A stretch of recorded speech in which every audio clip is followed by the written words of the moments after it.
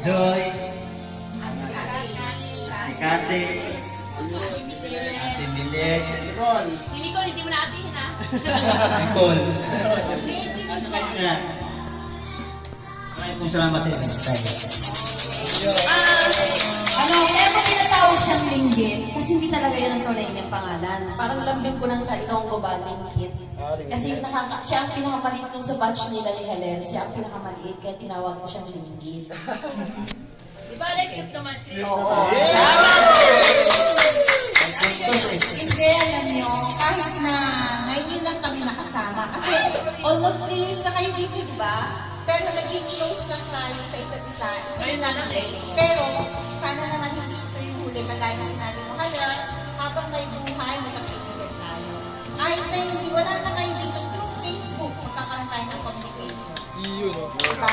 At tayo, magkakasama, lahat tayo magkakapatid, pantay-pantay. Kailan ko tuwid yung pantay? Next! Kailan bang alis nyo? Baka second week ng April. Kasi ang visa namin, Every na 23. Kuya, ikaw. 23. Tapos magpunta pa kami sa agency. So kahit pa paano na Akala ko makakasabay ko kayo eh. nagkasama-sama tayo kahit sa konting salo-salo, simple lang. At least yung puso natin na doon nag-isa.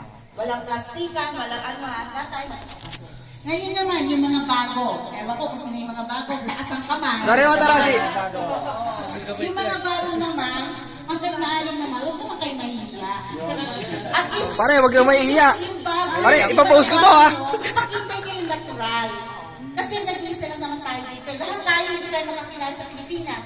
Dito lang tayo nagkakilala. Kaya nga kumbaga sana, huwag kayo mahihiya. Ang yung kakainin na isa, kakainin. Kung kakain tayo ng asin, kakain tayo asin. Kung kakain tayo ng lechon, kakain tayo ng lechon.